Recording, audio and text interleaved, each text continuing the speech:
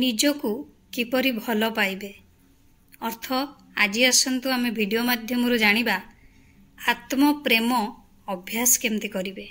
ଆତ୍ମପ୍ରେମ କ'ଣ, ଏହା କାହିଁକି ଗୁରୁତ୍ୱପୂର୍ଣ୍ଣ? ଆପଣ କେବେ ନିଜକୁ ପଚାରିଛନ୍ତି ମୁଁ ନିଜକୁ କିପରି ଭଲ ପାଏ କିମ୍ବା ଆତ୍ମପ୍ରେମର ପ୍ରକୃତ ଅର୍ଥ କ'ଣ ବୋଲି? Hi friends, good afternoon. आपको समस्त मो तरफ नमस्कार। आशा करुच्ची आपण मैंने समस्ते भलरे थे। ताले चलतु वीडियो आरंभ करवा। किंतु वीडियो आरंभ करने पूर्व आपण मान भर कहीं जब आज मो चैनल नुआ था प्लीज प्रथम मो चैनल टी सब्सक्राइब कर दिंतु। पाखरे थिबा बेल आइकन को क्लिक करंतु, जहा फल मो नुआ नुआ वीडियो नोटिफिकेशन आपण मान पाखे खूब शीघ्र पहुंची जिवो। आत्मप्रेम अर्थ निजकु प्रेम करिबा, निजर मंगल एवं खुशी रे आग्रही रहिबा। निजकु भल पाइबार अर्थ आत्मकेन्द्रिक किंबा स्वार्थपर हेबा नुहे। एहा निज सहित एक जत्नवान संपर्क गठन करने विषय रे, जेपरिकी जड़े भल बंधु को जानिबा। निजकु भल पाइबार धारणा केवल जे एक भल अनुभव ए धारणा नुहे, बरं यह मानसिक स्वास्थ्य पई अत्यावश्यक। गवेषणा दर्शाउछि जे निजकु दया कर, कम चाप दियो, चिंता ह्रास कर एवं शारीरिक स्वास्थ्य रे मध्य उन्नति सहित जड़ित हो। जो माने सक्रिय भाव रे आत्मप्रेम अभ्यास करती सेमाने भल सीमा स्थिर करती, दृढ़ संपर्क गढ़ी थांती एवं कम ज्वलन अनुभव करती। आत्मप्रेमर गुरुत्वपूर्ण कारण तुमर निज सहित थिबा संपर्क जीवनर प्रत्येक दिगकू किपरि मुकाबिला करे ताहार स्वर स्थिर करे। अन्य मानक सहित तुमर संपर्क तुमे किपरि चैलेंज गुडी को मुकाबिला कर एवं तुमे किपरि आनंद को पालन कर। जेतेबेले तुमे निज प्रति दयालु एवं बुझामणापूर्ण हुओ, तुमे जीवनर उत्थान पतन को मुकाबिला करिबा पई भल्ल भावरे प्रस्तुत होई पार। निजकु भल पाइबा एक स्विच नुहे, जेतेबेले चाहिए चलई देबे किंबा बंद करदेबे, बरं यह एक अभ्यास जहाँपाई आपण को समय एवं अभ्यास आवश्यक करिथाए। आपणकर भावना, चिंताधारा एवं आचरण को बुझंतु, जोटा कि आत्म सचेतनता हुअन्तु। आत्म प्रकाशन अर्थ जीवनर समस्त क्षेत्र रे आपण जिए अटंती तांको प्रति सचोट हुअन्तु। आत्म जत्न अर्थ आपणक शरीर एवं मनर जत्न नियंतु। आत्मविश्वास अर्थ जीवनर उत्थान पतन को संभाळिबार क्षमता उपरे विश्वास रखंतु। निज प्रति दयालु हुंतु, विशेषकर जेतेबेले समय कष्टकर थाए।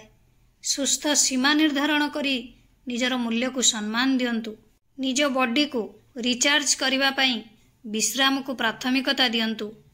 अस्वास्थ्यकर संपर्क को ना कुहंतु। निज पाई क्षमा अभ्यास करंतु। विशृंखला मध्यरे सचेतन हेबार मुहूर्त सृष्टि करंतु। तुमे अन्य मानकु जेपरि दया देखाउछ, ठीक सेहीपरि निजकु दया देखांतु। आपणकर आत्म सचेतनता सृष्टि करंतु। सचेतनतार अभ्यास करंतु। निजकु शिक्षित करंतु। नियमित आत्म परीक्षा सूचीबद्ध करंतु। ध्यान माध्यम रे निजकु संतुलित करंतु। पुराणा अभ्यास किंबा संपर्क को परित्याग कर, जहा आउ तुमर विकास किंबा खुशी रे योगदान करे नाही। जानू जे एही अभ्यास कष्टकर होई पारे, किंतु जहा आउ तुमको आनंद देउ नाही ताकू दूरेई दियंतु, जहा द्वारा भल आसीबा पई स्थान मिलिबो। सृजनशील प्रकाशन रे नियोजित हुअन्तु। अर्थ चित्रांकन, लेखा किंबा अन्य कोनोसी प्रकारर सृजनशील प्रकाशन हेउ। नूतन हॉबी आविष्कार करंतु। अर्थ नूतन कार्यकलाप अनुसंधान करंतु, जहा आपनको आनंद दिए एवं आपनको निजको प्रकाश करबाकू अनुमति दिए। निज सहित गुणात्मक समय बिताइबे। अर्थ आपनको खुशी करुथबा काम करी निजर साथ उपभोग करंतु। एकुटिया किछि करिबा एवं एकुटिया अनुभव करबा मध्यरे ପାର୍ଥକ୍ୟ ଅଛି।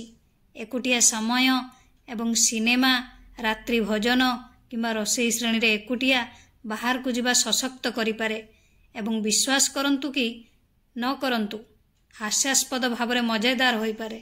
ଆତ୍ମଯତ୍ନ ଅଭ୍ୟାସ କରନ୍ତୁ ଅର୍ଥ ନିଜ ଶରୀର ଏବଂ ମନର ଯତ୍ନ ନେବା ଆତ୍ମପ୍ରେମ ବଢ଼ାଇବାରେ ଏକ ପ୍ରମୁଖ ଭୂମିକା ଗ୍ରହଣ କରିଥାଏ। ସଚେତନ ଖାଦ୍ୟ, ବ୍ୟାୟାମ ଏବଂ ଆରାମ ପାଇଁ ସମୟ ବାହାର କରିବା ଭଳି ସରଳ କାର୍ଯ୍ୟ ଆପଣଙ୍କ ସାମଗ୍ରିକ ସୁସ୍ଥତାରେ ଏକ ବଡ଼ ପରିବର୍ତ୍ତନ ଆଣିପାରେ। ଯେତେବେଳେ ଆପଣଙ୍କୁ ବିରତିର ଆବଶ୍ୟକତା ଅଛି ସେତେବେଳେ ବିରତି ନିଅନ୍ତୁ। ଆରାମ ଅଭ୍ୟାସ କରନ୍ତୁ। ଆପଣଙ୍କ ଶରୀରକୁ ପୁଷ୍ଟିକର ଖାଦ୍ୟ ଦିଅନ୍ତୁ। ନିଦକୁ ପ୍ରାଥମିକତା ଦିଅନ୍ତୁ। ନିଶ୍ଚିତ କରନ୍ତୁ ଯେ ଆପଣ ଯଥେଷ୍ଟ ଭଲ ଗୁଣବତ୍ତାର ନିଦ ପାଉଛନ୍ତି। ଏହା ଆପଣଙ୍କ ସୁସ୍ଥତା ପାଇଁ ଅତ୍ୟନ୍ତ ଗୁରୁତ୍ୱପୂର୍ଣ୍ଣ। ଗତି ମାଧ୍ୟମରେ ଆପଣଙ୍କ ଶରୀର ସହିତ ସଂଯୋଗ କରନ୍ତୁ। ଯେତେବେଳେ ତୁମକୁ ଦରକାର ପଡ଼ିବ ସେତେବେଳେ ସମର୍ଥନ ମାଗନ୍ତୁ। ନିଜ ସହିତ ହସିବା ଶିଖନ୍ତୁ। आशा करुच्ची आपको भिडियोटी भल लगी। जदि भल लगी थाए ताले निहाती लाइक, कमेंट, शेयर, सब्सक्राइब करदेवे। मते ताले विदाई दियंतु। पुणी देखा हबो नेक्स्ट वीडियो रे। नमस्कार।